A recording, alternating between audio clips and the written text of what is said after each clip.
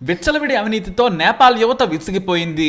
నేపాల్ రాజకీయ నాయకులైతే తిరుగుబాటు చేశారు. నేపాల్లో తమ భవిష్యత్తును నాశనం చేస్తున్న రాజకీయ నాయకులను పరిగెత్తించి కొట్టారు. దేశ ఆర్థిక మంత్రి వీధుల్లో ప్రాణభయంతో పరిగెత్తాడు. నేపాల్ నాయకులు కోట్లకు పడగలెత్తుతున్నారు.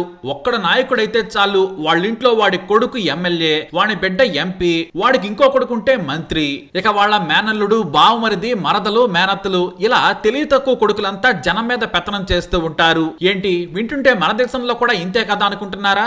అంతే అంతే. ప్రస్తుతానికైతే నేపాల్లో కూడా అంతే.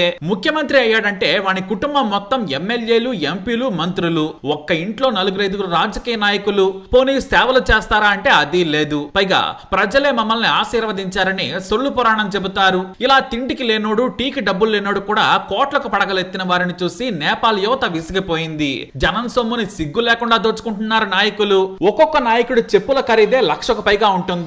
ఇటు చూస్తే ఏడాది మొత్తం కష్టపడ్డా కూడా సామాన్యుడికి ₹1,00,000 కూడా రావడం లేదు. ఇదే తీరుతో నేపాల్ యువతకు మండిపోయింది. పాత తరం భయపడిందేమో, మేము భయపడమంటూ సోషల్ మీడియాలో నిలదీయటం మొదలు పెట్టారు. ప్రధాని నుంచి ఎమ్మెల్యే, ఎంపీ వరకు నీ బతుకు ఒకప్పుడు ఎలా ఉందిరా, ఈ సంపాదన ఎలా వచ్చింది, మాకు ఉద్యోగాలు ఎందుకు రావడం లేదు, నీ కొడుకు లగ్జరీగా ఎలా బ్రతుకుతున్నాడు, నీ బావమరుదులు కూడా నాయకులేనా, రాజకీయ అవకాశాలు మాకివ్వరా, నువ్వు చేసిన ఒక్క మంచి పని చెప్పురా అంటూ చాలా మర్యాదగా నిలదీయటం మొదలు పెట్టారు నేపాల్ యువకులు. మొదట కొంతమందిని బెదిరించారు పోలీసులు. ఆ తర్వాత కేసులు పెడతామని హెచ్చరించింది ప్రభుత్వం. మమ్మల్ని ప్రశ్నిస్తే జైలుకేనంటూ నాయకులు, వారి చెంచాలు రెచ్చిపోయారు. ఎంతమందిని పెడతారో పెట్టమంటూ దేశంలోని యువత సోషల్ మీడియాలో నిలదీయటం మొదలు పెట్టింది. నాయకులకు వ్యతిరేకంగా వీడియోలు, పోస్టులు పెడుతూ వైరల్ చేశారు. ఇక లాభం లేదనుకున్నాడు ప్రధాని ఓలీ. చేసేదే లఫింగ్ పని. పైగా ప్రజల మీద పెత్తనం చేయాలనుకున్నాడు ఆ దేశ ప్రధాని కేపీ శర్మ ఓలీ. సుప్రీంకోర్టు తీర్పును అడ్డు పెట్టుకుని మొత్తం 26 యాప్లకు పైగా బ్యాన్ చేసేశాడు.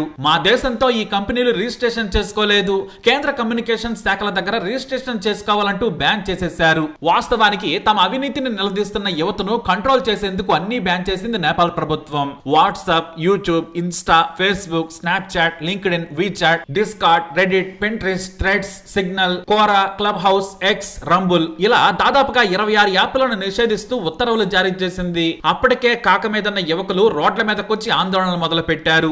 జంజీ యువత అవినీతికి వ్యతిరేకంగా పోరాటం మొదలు పెట్టిందని బ్యానర్లు తయారు చేసేశారు. మరీ ముఖ్యంగా నెపో బేబీస్ కు మేము వ్యతిరేకం అంటూ ఆందోళనలు మొదలైపోయాయి. నాయకుల పిల్లలు, అలాగే చుట్టాలకు వ్యతిరేకంగా ఉద్యమం తీవ్రతరం చేశారు. అయితే తుపాకులతో బెదిరిస్తే భయపడతారని ముందనుకున్నాడు ప్రధాని ఓలీ. ఏకంగా సైన్యాన్ని రంగంలోకి దించాడు. మొదట రబ్బర్ బుల్లెట్లు ప్రయోగించాడు. కానీ విద్యార్థులు ఎక్కడా వెనక్కి తగ్గలేదు. ఎలాగూ అధికారం ఉందని కాల్పులకు ఆదేశాలు ఇచ్చేశారు. ఇంకేముంది, 25 ఏళ్లు కూడా లేని యువకులపై తుపాకులు మోగాయి. 20 మంది వరకు చనిపోయారు. 400 మందికి బుల్లెట్ గాయాలయ్యాయి. అంతే. ఇక మరింత రెచ్చిపోయారు యువత. ఎంతమంది నన్ను చంపుతారా మీ సైనికులు అంటూ ఎదురు తిరిగారు. అప్పటి వరకు ఇంట్లో ఉండి చూస్తున్న యువకులు కూడా రోడ్ల మీదకి వచ్చేశారు. దీంతో విద్యార్థులు, యువకులు ఆందోళన చేయొద్దు, అన్నింటిపైన బ్యాన్ ఎత్తేసామని ప్రకటించారు. అలా ప్రకటించిన గంటలోనే యాప్స్ అన్నింటికి యాక్సెస్ వచ్చేసింది. కానీ ప్రధాని కేపీ శర్మ ఓలీ యువతకు నీతులు చెప్పాడు. తన వెనకున్న తన మంత్రులు, నాయకుల అవినీతిని పరోక్షంగా వెనకేసుకొచ్చాడు. సొంత నీతులు చెప్పి మరీ వారి ఆగ్రహానికి గురయ్యాడు. కామ్ గా ఉంటే సరిపోయేదేమో. సోషల్ మీడియా కోసం జరుగుతున్న ఆందోళనలు, విమర్శలను ఖండిస్తున్నాను. దేశ స్వాతంత్రం, స్వేచ్ఛ అన్నిటికంటే ముఖ్యం. చట్టాన్ని ధిక్కరించడం సరికాదు. మన సార్వభౌమత్వాన్ని అగౌరవపరుస్తారా అంటూ నిలదీశాడు. యువతకి మరింత కాలింది. మేము ఇంతకు ముందు చేసింది సోషల్ మీడియా కోసం కాదు, మీ అవినీతిని తట్టుకోలేక. మీ పిల్లలను మా మీద రుద్దుతారా? ఎన్ని తరాలు మీరు మా మీద స్వారీ చేస్తారు? నెపో బేబీస్ వద్దు, మాకు సమాన హక్కులు కావాలి. And corruption and nepotism, Gen Z stands for chance అంటూ నినాదాలు చేశారు. ఆందోళనలకు దిగారు. అయినా కూడా ప్రభుత్వం సంయమనంతో వ్యవహరించాల్సింది. మళ్లీ పోలీసులను ప్రయోగించాలనుకుంది. అంతే. ఆందోళనకారులు ఏకంగా ప్రధాని ఇంటి మీదకు పరుగులెత్తేశారు. ప్రధాని ఇంటికి నిప్పు పెట్టారు. ఆ తర్వాత పార్లమెంట్ కూడా నిప్పంటించారు. భయంతో నన్ను కాపాడమని నేపాల్ ప్రధాని శర్మ ఓలీ ఆర్మీ చీఫ్ ను బ్రతిమలాడుకున్నాడు. తనను సురక్షిత ప్రాంతానికి తరలించాలని వేడుకున్నాడు. కానీ రాజీనామా చేస్తేనే తరలిస్తాం, ఈ ఆందోళనలన్నీ కూడా తాము అదుపులోకి తెస్తామని సైన్యం చెప్పింది. గతి లేక శర్మ రాజీనామా చేశాడు. ఆ తర్వాత మంత్రులు మంత్రులు రాజీనామా చేయక తప్పలేదు. ప్రతి రాజకీయ నాయకుడి ఇంటిని తగలబెట్టేశారు ఆందోళనకారులు. జంజీ మూమెంట్ కాస్త నెపోకెంట్ మూమెంట్ గా మారిపోయింది. రాజకీయ నాయకుల పిల్లలు అవినీతితో వచ్చే ఫలాలను అనుభవిస్తున్నారు. వాళ్ళు కూడా నాయకులు అవుతున్నారంటూ రెచ్చిపోయారు. బక్తాపూర్ లోని కేపీ శర్మ ఒలికి చెందిన మరో ఇంటికి కూడా నిప్పంటించేశారు. ఆ ఇల్లు కాలిపోతుంటే యువత డాన్సులు చేసిందంటే ఎంతలా పరిస్థితి ఉందో అర్థం చేసుకోవచ్చు. ఇక శర్మ రాజీనామా చేసినట్లు ప్రకటించినా కూడా ఆందోళనలు తగ్గడం లేదు. మరోవైపు వివిఐపీలను మంత్రులను ఆర్మీ హెలికాప్టర్ల ద్వారా సైన్యం ఉండే ప్రాంతాలకు తరలిస్తున్నారు. కొంతమందిని త్రిభువన్ అంతర్జాతీయ విమానాశ్రయానికి సైన్యం తరలించింది. 300 మంది సైనికులను అక్కడ మోహరించారు. అంతేకాదు నిషిద్ధమని బోర్డులు పెట్టి పహారా కాస్తున్నారు సైనికులు. హెలికాప్టర్లన్నీ త్రిభువన్ ఎయిర్పోర్ట్ లోనే తిరుగుతున్నాయి. కాట్మండ్ ఆర్మీ బ్యారక్స్ లోనే మంత్రులు సహా వివిఐపీలు తలదాచుకుంటున్నారు. వారి ఆస్తులు సహా అన్ని మంటల్లో కాలిపోతున్నాయి. కానీ ఏమీ చేయలేని పరిస్థితి. మరోవైపు ఆందోళనలు వద్దని ఆర్మీ ప్రకటన చేసింది. మిలిటరీ రంగంలోకి దిగి యువతను బ్రతిములాడుకునే పనిలో పడింది. ఎందుకంటే కాలేజీ విద్యార్థులు యువత మాత్రమే ఈ ఆందోళనలో పాల్గొంటున్నారు. పోలీసులకు బుల్లెట్లకు సైనికులకు ఏ మాత్రం భయపడటం లేదు. మా మీదకు తుపాకులు వస్తే మాత్రం సైన్యం కూడా ఉండదని హెచ్చరిస్తున్నారు యువత. దీంతో సైన్యం కూడా వెనక్కి తగ్గింది. కాట్మండ్ బయలుదేరిన భారత విమానాలు వెనక్కి వచ్చేసాయి. విదేశీ విమానాలకు కూడా అనుమతి లేదు.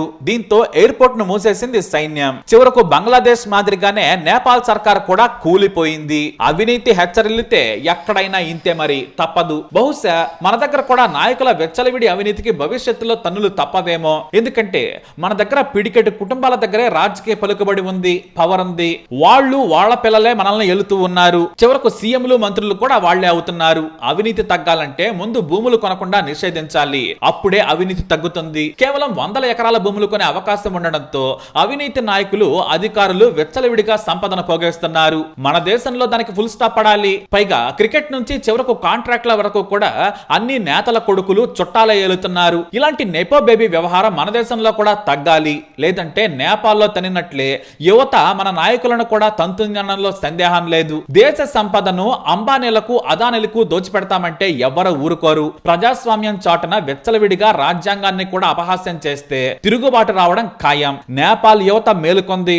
నాయకులు ప్యాంట్లు తడుపుకొని పారిపోయారు. ప్యాలెస్లు బుగ్గిపాలయ్యాయి. ప్రాణం ఉంటే చాలనే పరిస్థితికి వచ్చింది ఎవ్వారం. చివరకు నేపాల్ సైన్యం చేతుల్లోకి వెళ్లిపోయింది. మరి అవినీతి ఉంటే ఎక్కడైనా ఇంతే. మీ అభిప్రాయాన్ని తప్పకుండా కమెంట్ ద్వారా తెలియజేయండి. మన ఇండియాలో పరిస్థితి ఏంటి, మీరేమనుకుంటున్నారు? ఈ వీడియో అప్డేట్స్ కోసం మై ఛానల్ ఫాలో అవ్వండి. తప్పకుండా సబ్స్క్రైబ్ చేసుకోండి.